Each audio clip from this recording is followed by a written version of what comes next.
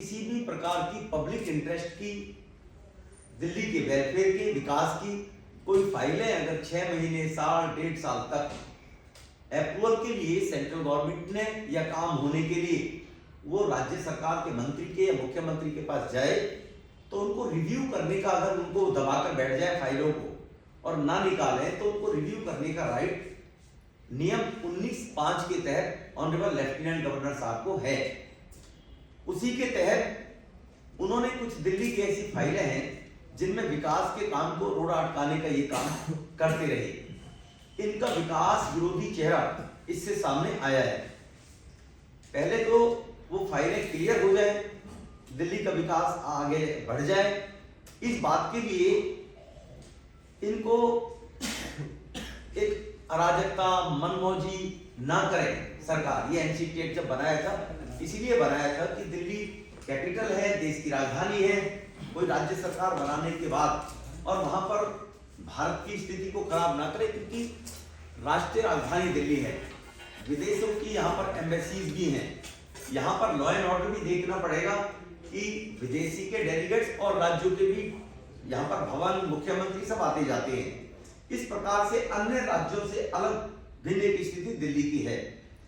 इसमें अपने जो नीतिगत फैसले हैं, उन फाइलों को, नीतिगत फैसलों को अनुपालन करने का जो दबाव एलजी साहब इन पर बना रहे हैं और जिसका हमेशा से ये दुष्प्रचार करते रहते हैं, हमें काम नहीं करने दे रहे, हमारी फाइलों को रोकते हैं, हमारी फाइलों को मंगा रहे हैं, ऐसा दुष्प्रचार से करते रहते हैं। दिल्ली के उप मुख्यमंत्री सिसोदिया ने जो कल पत्र लिखा वो बिल्कुल 100% एक राजनीति से प्रेरित पत्र है।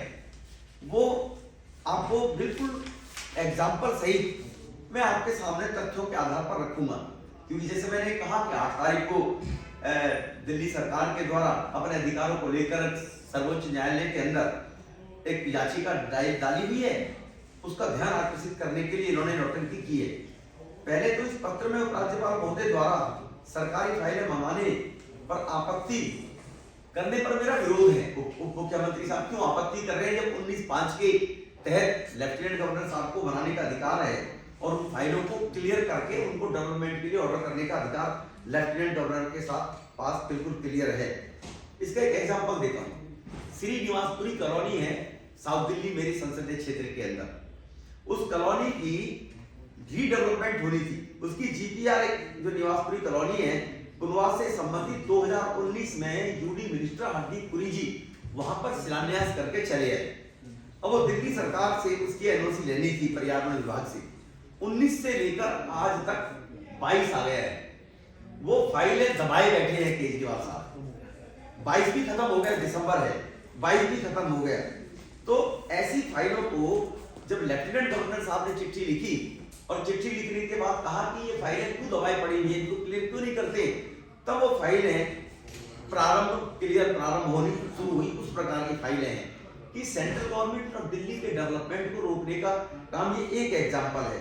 उपराज्यपाल साहब ने 19(5) नियम के तहत ये फाइल पर्यावरण मंत्री को 2-3 वर्ष से लंबित होने के बाद मंगाई, तब जाकर इन्होंने इसको क्लियर किया। एक किसी से नहीं, राष्ट्रीय राजधानी UER-2 के अलावा परमानेंट चौक से किंग्सवे कैंप और बुराड़ी के रोड इंफ्रास्ट्रक्चर जैसी फाइलें या IIT और साकेत CISF कैंपस में विकास निर्माण की फाइलें, ये सभी फाइल 2 वर्षों से केजरीवाल सरकार ने रोक के रखी थी। और उसी नियम जो एनसीटी एक्ट 1993 में जब ये कानून बना दिल्ली, उसी नियम के तहत 1905 के तहत जब ये फाइलें मंगाई हैं, तब इन फाइलों को क्लियर कराया गया। 2-2 साल से वो रोक रखी थी। इसी प्रकार से हर आदमी आज 4G फंस रहा है, 5G आना चाहिए, क्यों नहीं आना चाहिए। ये भारत सरकार की गाइडलाइंस है, टेलीकॉम मिनिस्ट्री की 2016 की क्लियर 32 के 32 राज्य, चाहे यूटी भी क्यों ना हो, अंडरलाइन, इनर लाइन 5G की लाइन डाल दी थी दिल्ली के अंदर।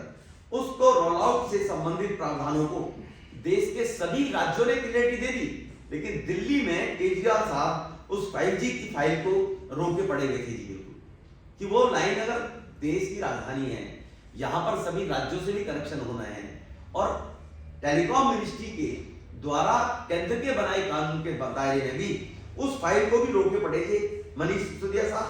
तो इसीलिए इस फाइल को भी अब 1.5 वर्ष से लटकाए बैठे थे। उपराज्यपाल महोदय ने इसका रिमाइंडिंग दिया तो मुख्यमंत्री सिसोदिया ने फाइल कानून विभाग में भेजकर स्वीकृति फिर उसको लॉ मिनिस्ट्री में भेज दिया कि मैं इसकी लीगल ऑप्शंस क्या है वो लेना चाहता हूँ, फिर अटका दिया उसको भी।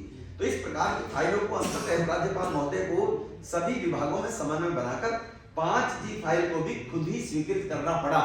किसकी ड्यूटी है? ये मुख्यमंत्री की ड्यूटी है, सिसोदिया साहब की ड्यूटी है, वो भी इन्होंने इस फाइल को भी रोक के रखा। तो इन चीजों को देखते हुए ये मैंने एग्जांपल दिए आपको। इसी प्रकार से मैं आपको 5G के आधार पर बताना चाहता हूँ। 2016 में 4th फेज मेट्रो प्रारंभ होना था साउथ दिल्ली के अंदर। उस फाइल को भी लगातार 3 साल तक इन्होंने रोके रखा।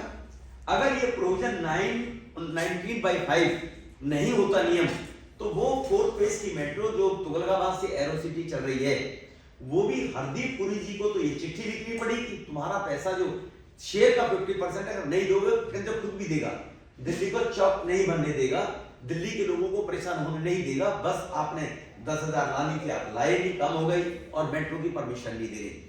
वो भी इन्होंने 3 साल तक इसी प्रकार से 4th फेज की मेट्रो की लाइन रोक के रखी थी। चिराग दिल्ली नेहरू प्लेस से लेकर साकेत की जो लाइन थी उसकी परमिशन अभी तक नहीं थी, और 3 लाइनों की परमिशन 2016 में 4th फेज मेट्रो शुरू होनी थी। इसीलिए केजरीवाल साहब अब अपने को कोर्ट में ये बेनिफिट शो करने के लिए जो सर्वोच्च न्यायालय में मैं दोहराना चाहता हूँ, 8 तारीख को डेट है, उस डेट के लिए देखो जी हमने लेफ्टिनेंट गवर्नर साहब ने हमारी फाइलें डायरेक्ट मंगा रहे, हमारे अधिकारों का हनन कर रहे हैं वो, जबकि उनका कोई अधिकारों का हनन नहीं। आपके पास फाइल आए, आप विद इन टाइम फाइल को अप्रूव करिए अपने टेबल पे, देश का कानून है। फाइल क्यों लटकाएगी 6 महीने 7 महीने लटकाना, भटकाना अटकाना? तो इस मानसिकता से वो दिल्ली के विकास को रोकना चाहते हैं, क्योंकि अगर केंद्र सरकार के माध्यम से दिल्ली का विकास होगा तो वो विकास दिखाई देगा।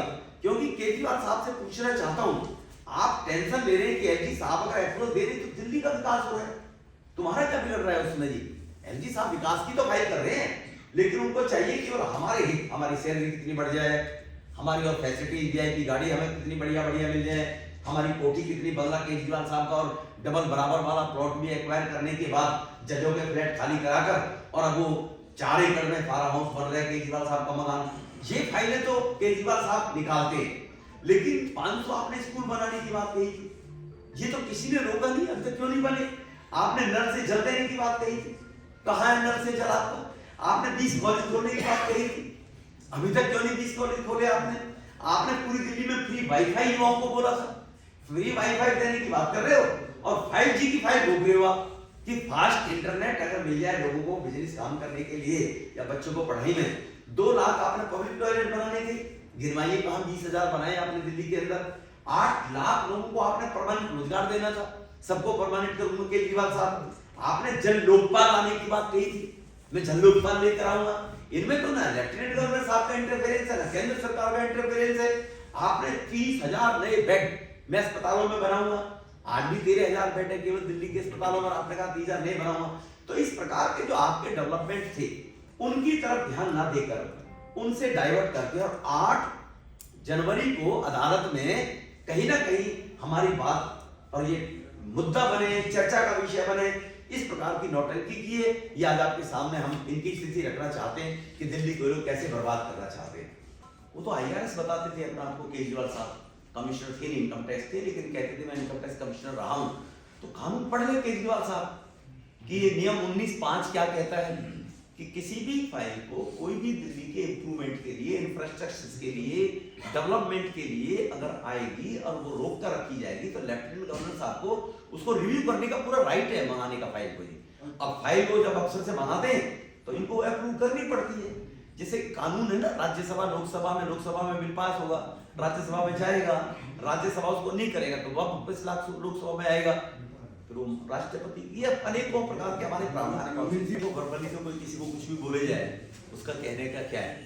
ऑनरेबल लेफ्टिनेंट गवर्नर साहब किसी को अधिकारी को धमकी दे रहे, न किसी को हटाने की धमकी दे रहे। हाँ, अगर कोई अधिकारी करप्ट है, भ्रष्ट है, फाइलों को दबाए बैठा है, तो सेंटर में 56J का प्रोविजन लाया गया है, वो उन्हीं लोगों के लिए लाया है जो देश में 70 साल से चल रहा था कि अब काम फटाफट हो। With in the time. उनको अध्यक्ष बनाना पड़ा खड़गे जी को, दबाव में आने के बाद मीडिया में परिवार। अभी मैं इंडिया गेट से निकल के आ रहा, आप भी जरा जाइए, उन होर्डिंगों में खड़गे साहब है ही नहीं, इनकी पार्टी के राष्ट्रीय अध्यक्ष है ही नहीं।